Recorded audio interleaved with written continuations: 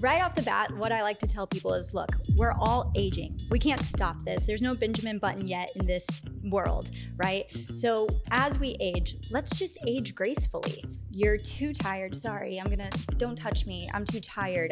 You want nothing to do with having sex.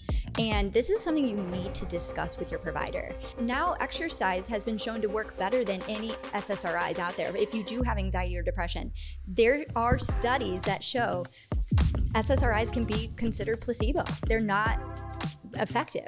That exercise alone is better. So when I can give somebody the hormones they used to have when they used to feel good and get them off medications, that makes me feel good. As moms, when you're attributing your stress and everything to having kids, we're not educated in this area of knowing what's happening with our body, and we don't have to suffer. Nope. Welcome to Cake for Dinner, the podcast where we talk motherhood, marriage, hormones, and why perfect is totally overrated. It's honest, it's messy, and it's all on the table. Today's guest is Deanna, a hormone specialist who basically saved my life when estrogen left the building. She's sharp, no bullshit, and here to talk HRT, menopause, energy, and everything women need to know that nobody's saying. So pull up a chair, let's have cake with Deanna. Well, thanks so much for coming, Deanna. I'm super excited about this, mostly because most of my listeners are women. Mm-hmm. Some of them are moms, some of them are my age, and I just feel like your expertise is exactly what we all need to hear. So maybe just take a few seconds to introduce yourself and let everyone know who you are and what you do. Thank you, Keesha, for letting me come on to your podcast. I'm super excited as well because I think awareness is key, right? And so my background, I'm Deanna Weilbacher. I'm a physician assistant, and I'm a co-owner and in an internal medicine practice that is located here in West Boca. Is Hybrid Medical Solution. I chose physician assistant because my biggest fear in life was to have a career I did not like. And I see it all the time, how people are depressed or anxious because they really just hate going to work. But I can tell you, I am passionate about what I do. I love what I do so much, and I am so glad to be on to talk more about it. Awesome. So I can tell you love what you do. From the first time I walked into your office, and you're just so warm. And I guess I'll let the listeners know I found you because I'm 51 and I had never really done much with my hormones, but I just noticed that things were just starting to fall apart. Most notably my skin. I felt like it changed overnight. Like one day I woke up and I felt like I was melting, and I was referred to you by someone, and I just really feel like you're so well versed in hormones that I'm just baffled. And ever since we've started this journey, so much for me is changing in a positive way. So I really hope that we can educate people on a few things: hormones, fasting, all the things that make a woman healthy, especially as we're aging.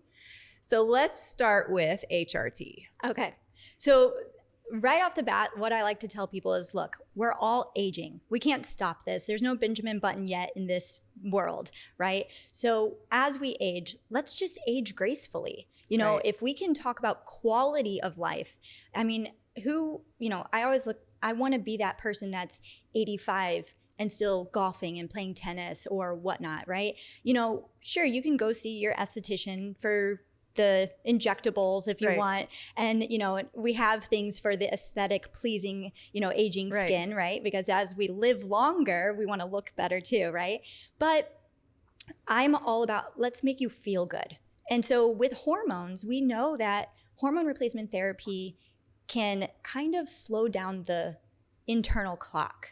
I mean, when we go through menopause, what a lot of people don't realize, women, like you said, it can happen overnight. It really feels like it. Right. And the thing is, the perimenopausal phase, right? That can start in your 40s. And some women don't even know how long they're going to be in it. You start with the hot flashes, a little night sweats, decreased sleep.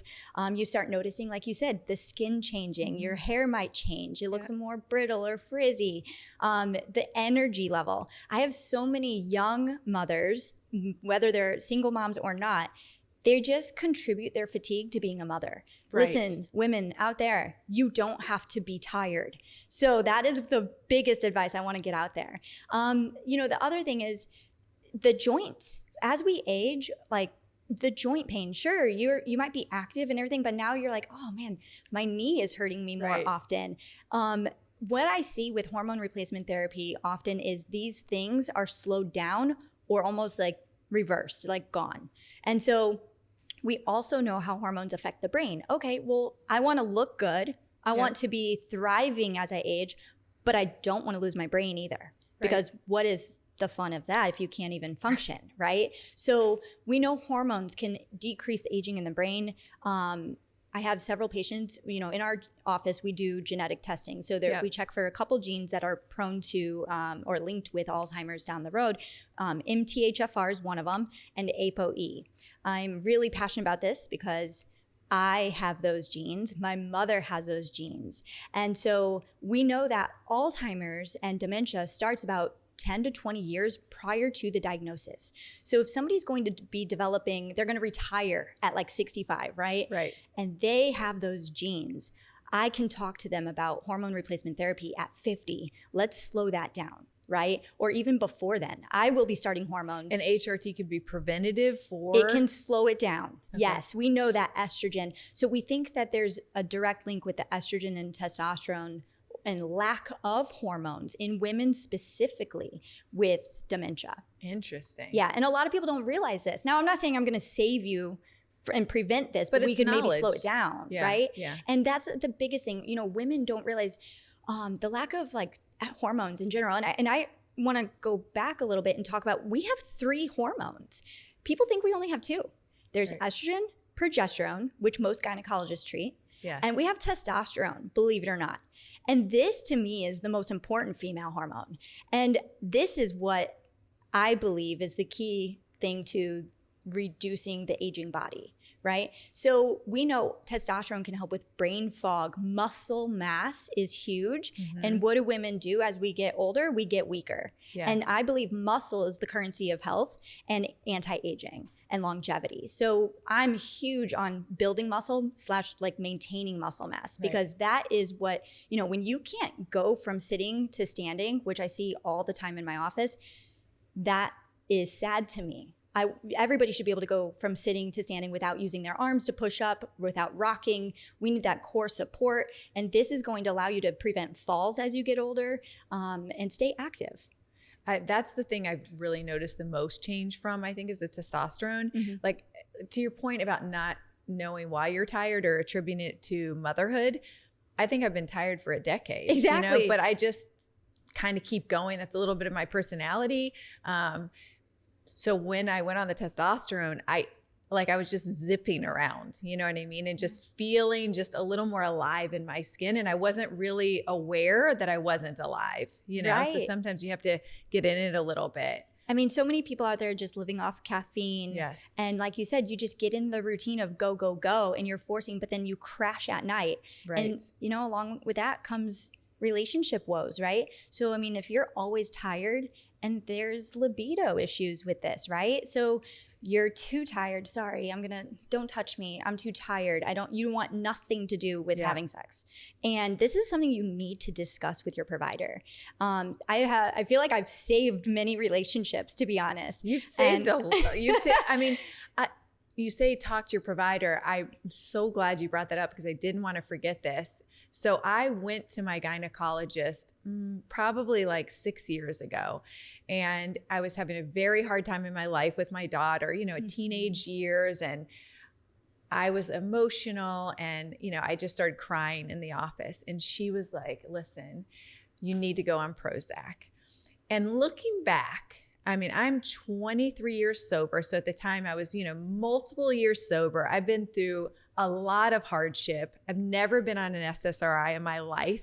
So clearly I'm able to cope with life, right?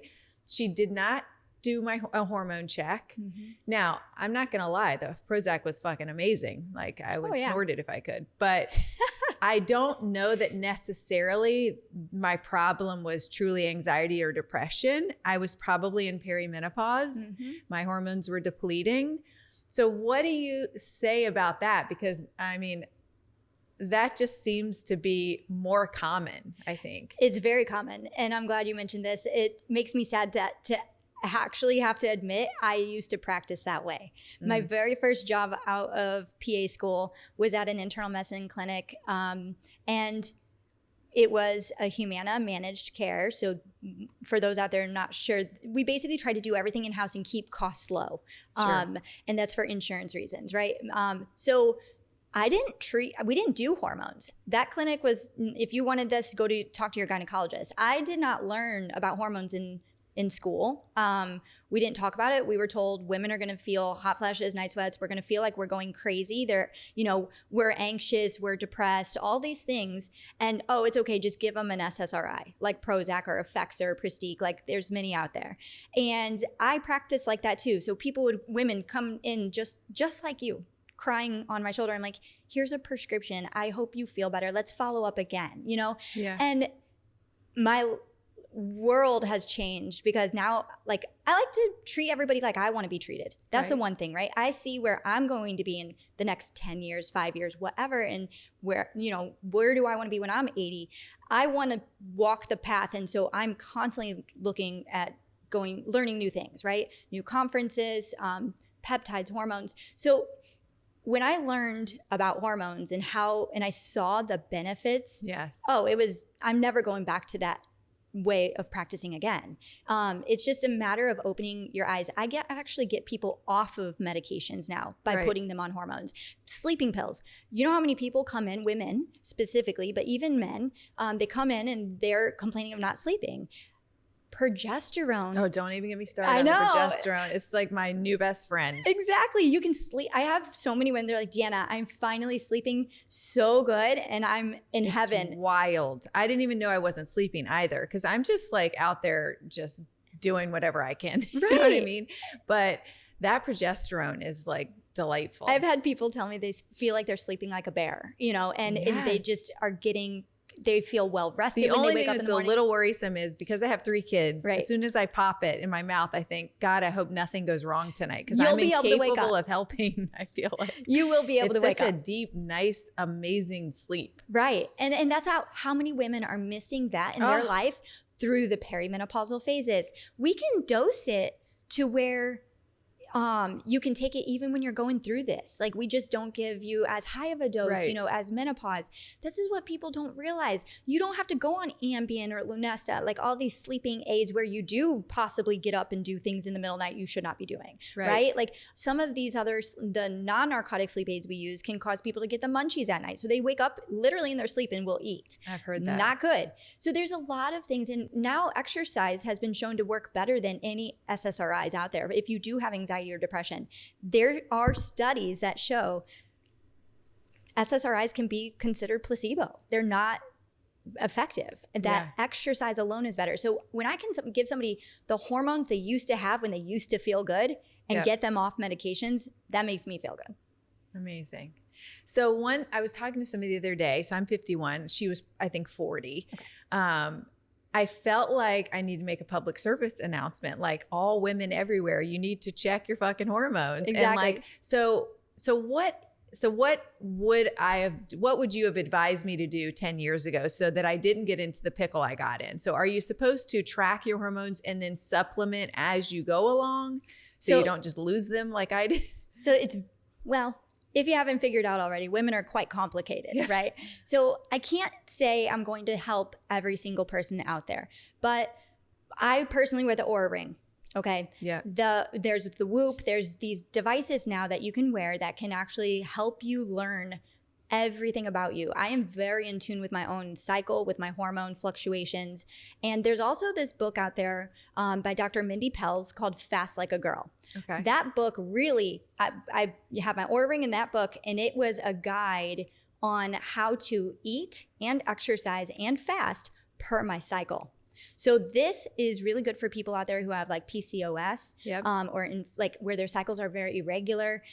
This is also good for that perimenopausal phase because it can reduce your symptoms of what we call PMDD, which is where you're like very depressed or emotional 2 weeks prior to your cycle or to your period. And so this I would say like I used it personally because I got off birth control a year ago, and I had been on birth control for like 30 years. Wow. But as I realized I should not be on this, I'd made those changes. And so I noticed my cycles were like a little heavier than I've ever had in my life. And so I started doing this, and it really lightened up my periods. I didn't feel crampy. I didn't get the bloat. It was amazing. It really made everything just a lot better.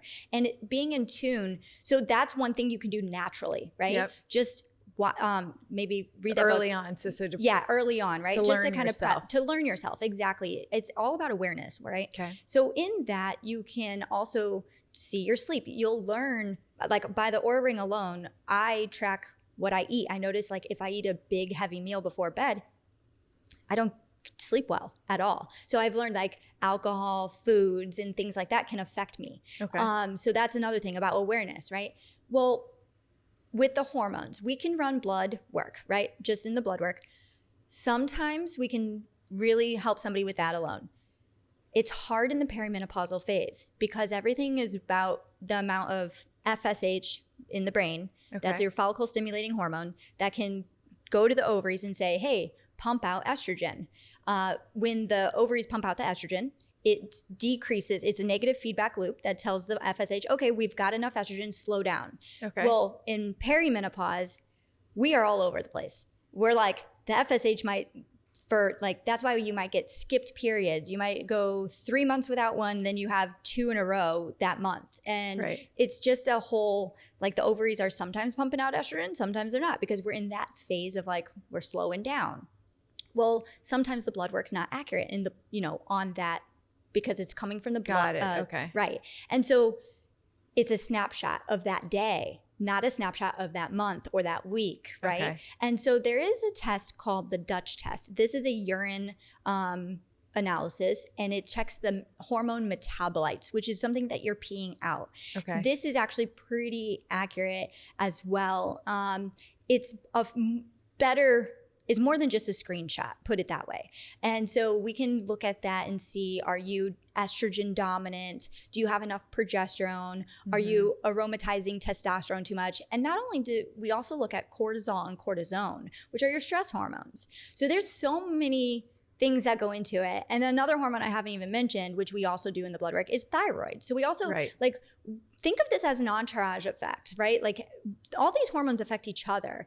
And then you have vitamins, like vitamin D is like a hormone. So that also can play a role. If you're vitamin D deficient, the first thing you need to do is get your vitamin D level up, right? So there's so many things to it. But if I do the blood work and we're not able to correct somebody, or even if they're on hormones and they're like, and say the blood work looks optimal, I will then suggest, why don't we do a Dutch test and see, and there's another lab out there called Physicians Lab, and I like them as well. They do the same type of urinalysis.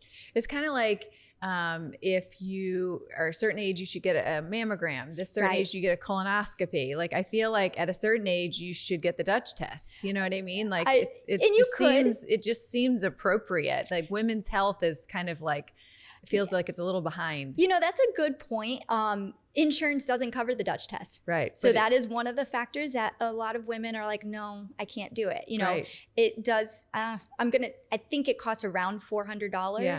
Which is so unfortunate, because at that stage is when you're kind of trying to figure these things out. Exactly. I wish I would have done that. So what about peptides? Yes. I love them. There's a peptide for almost everything. Everything. Yes. And so, one of the things I also do and I really look at is when we have hormone imbalance, we want to look at the gut, right? Okay. So we know there's a direct gut brain axis.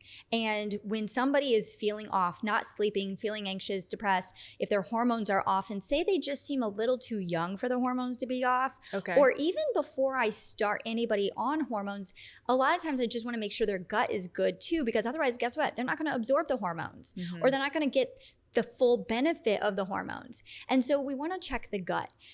There's so many, and what I say with that is like leaky gut syndrome. Now, this isn't something you can go to your gastroenterologist about.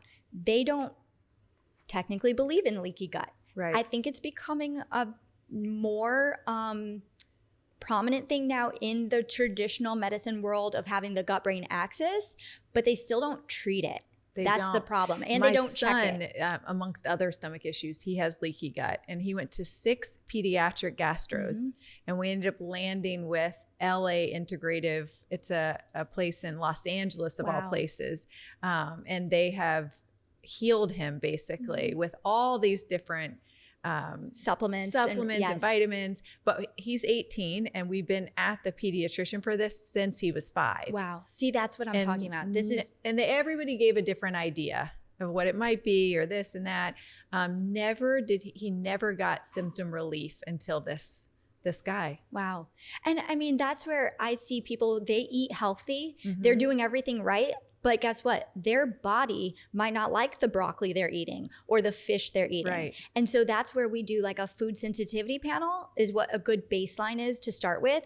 And then I tell them to avoid the certain foods. And then if they have several, I'll say allergy with quotes on that, if they have several risk factors, then I will put them on a slew of supplements as well to help heal that gut. And then I feel better about moving forward with other things. But a lot of times, believe it or not, people feel amazing after this. Yes. And they might lose weight. Like I've had somebody who, they knew I probably shouldn't be eating bread and pasta and cut out the, gluten.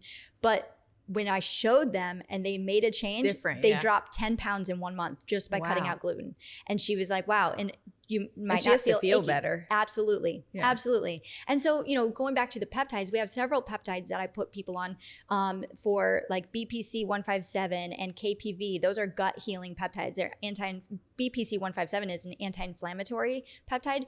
And we have it in an injectable form that you can put if you're having like tendinitis on your elbow. I take that one. Well, I use it if my shoulder's bothering me. Exactly. And you can put that in and it really helps. And I prefer to do that for patients rather than giving them a cortisone injection. Sure. Because cortisone over time will help, it'll break down your tendon tissue.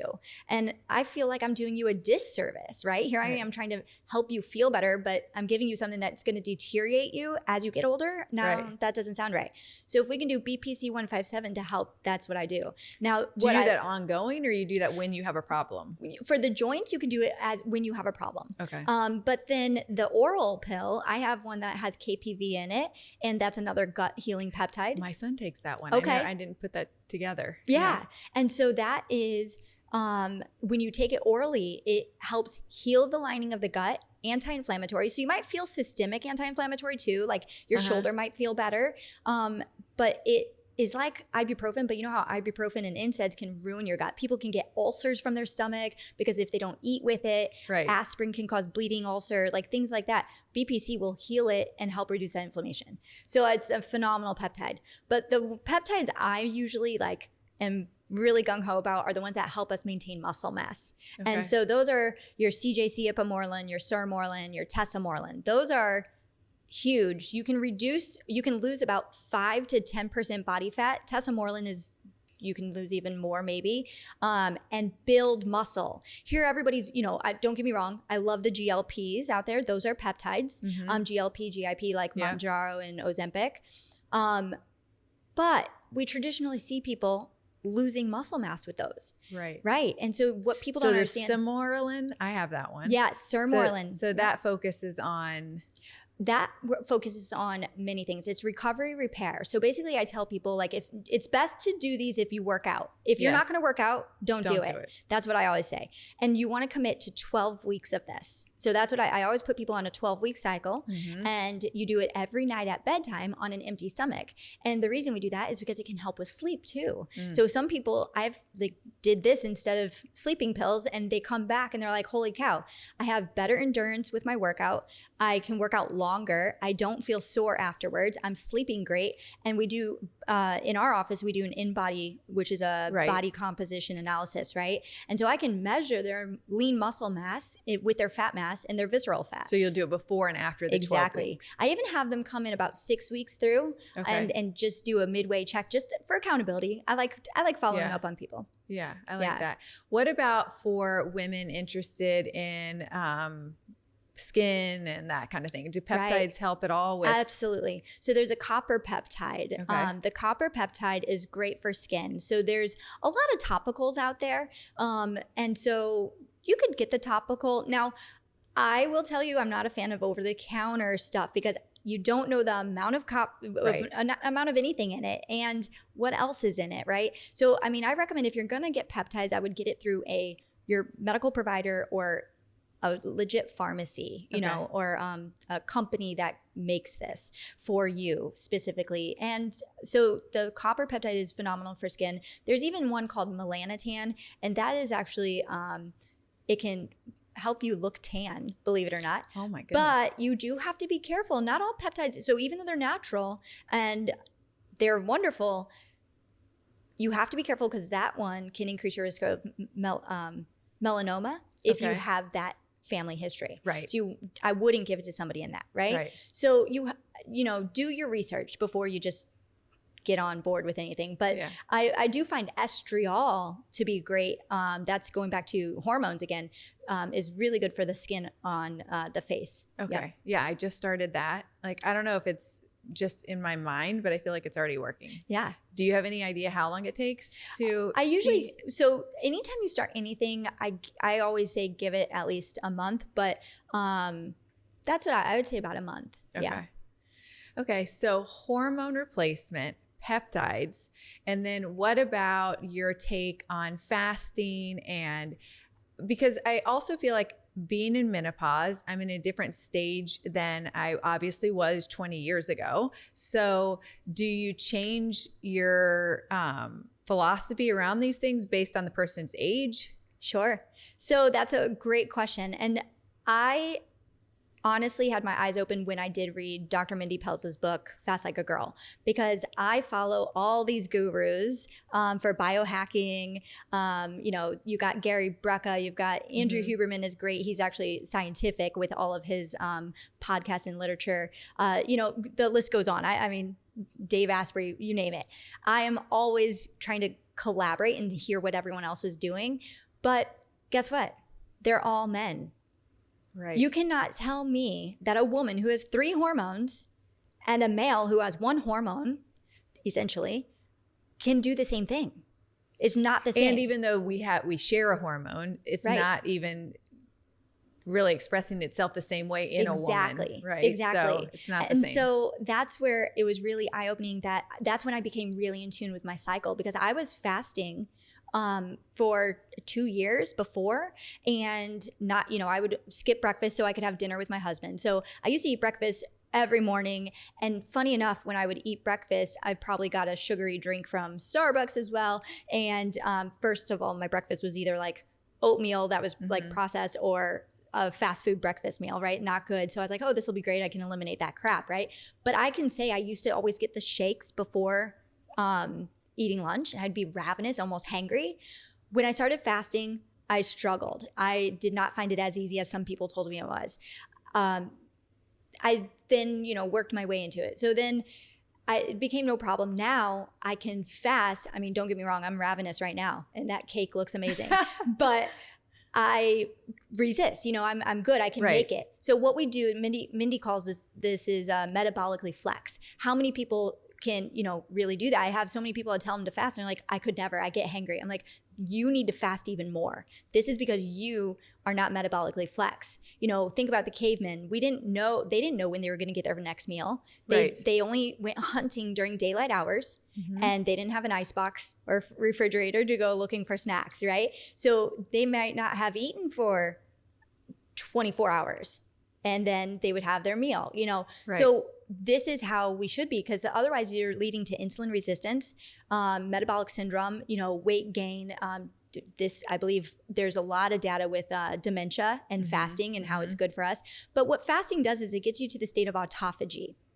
Autophagy also is when the cells can gobble up all the dead cells and zombie cells. And so think about, like, we have cell turnover all the time in our lives, in our body, right? But when cells die, sometimes there's a few cells that the macrophages can't go in and gobble it up and get rid of it. So those, we call them zombie cells. So there's a lot of research going on now about senescence, right? So senescence is when we can get rid of those zombie cells, because those zombie cells are the ones that turn into cancer.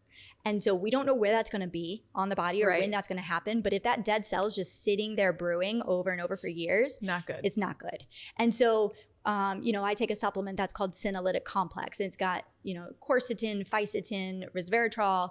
And so that's known to help get the senescence modality.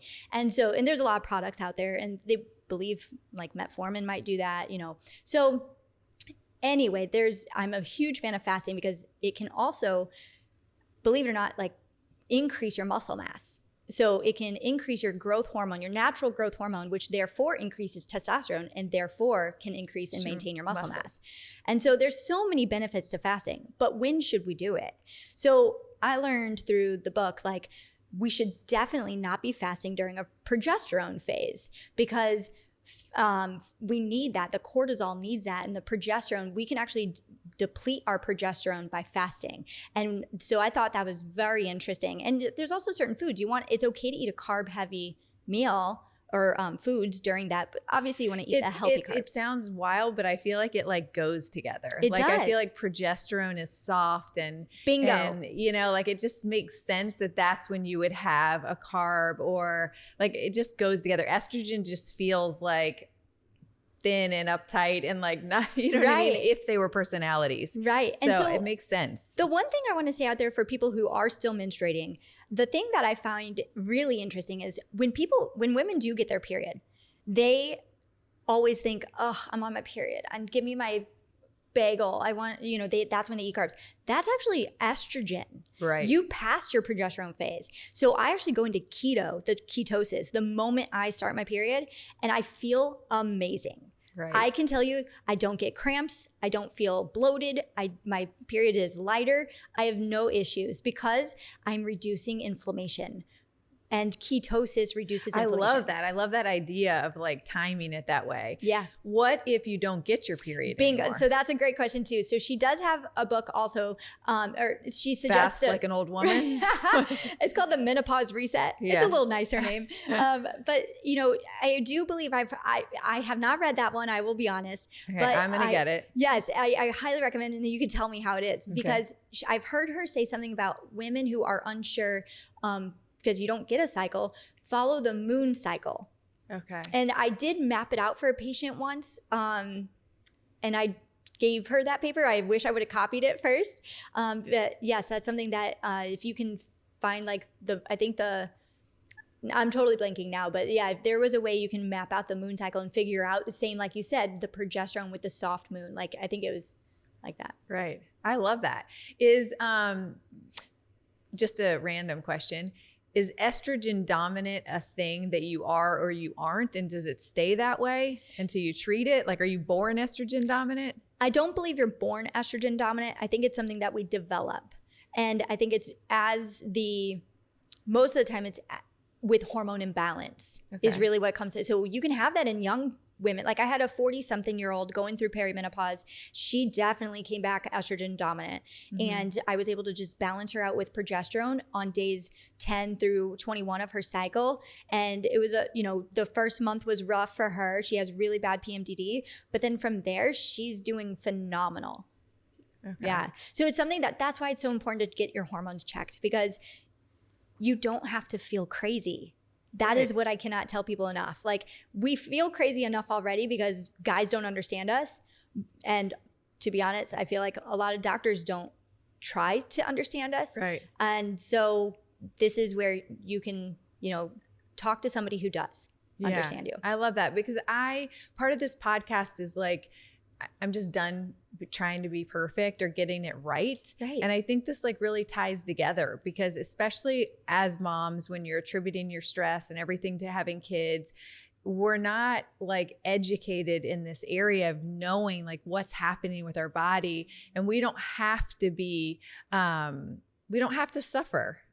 You don't. I mean, parenting is suffering enough, frankly. So we don't have to suffer. And even if you don't want to go down the road of HRT, I just feel like having your hormones checked early on and just knowing what the landscape looks like. Yep. I just really wish I would have found you earlier. I'm grateful. I think you're saving me now, but I wish that I would have known that was a thing. My mom, she's 74. She's never done Botox, never been on hormone replacement therapy, none of it. She's just riding, you know what I mean? That is my mother as well. Yeah. And I will tell you, My mom was never on hormones day in her life. She retired at 65. I begged her not to. I wish she would have never done it. She went downhill rapidly. Yeah. But she still got breast cancer. And Mine too. We don't have breast cancer in our family. Mine too. And I don't either. I had all the genetic testing done. And so I thought that was really interesting. And luckily they were able to get it. And all she needed was radiation. It was very small. They almost took it all out with the biopsy alone. But she still had a lumpectomy. Yeah. I still have my mom on hormones. And hers was estrogen dominant, progesterone positive. Is 74 too late to go on them? Nope. They'll say it is. They will say it is, right? There's a lot of, I still go to like, I'm a preventive cardiologist, and it drives me nuts that every time I go to that conference, they talk about how you should not start hormones past 10 years after menopause. There's a way you can do it. You can ease somebody back into it. You know, I have a patient who I started her at 70 on hormones. We started out with just testosterone only. Yep. And for osteoporosis. She had osteoporosis on a bone density scan. She did not want to go on the medications. She's like, Deanna, I don't want to be on these medications. I've done a lot of research and there's horrible things about them. And I said, let's do testosterone pellets. We did, and her bone density has improved significantly. Wow. I've actually did that for another patient who is even younger, has abnormally low bone density. And she feels so relieved to know that she's not at a fracture risk anymore, you know? And so even with this 70-year-old, so I gave her a dabble of the estrogen. Yep. We eased into it, and she's doing great. It's amazing. Like, I feel like you've thrown me a life vest or a life raft. And, you know, and a lot of people have to understand there's different methods, right? So there's pellet therapy, there's creams, there's troches, and you might get the form, your gynecologist might prescribe you a cream that's at the pharmacy and it's a vaginal cream.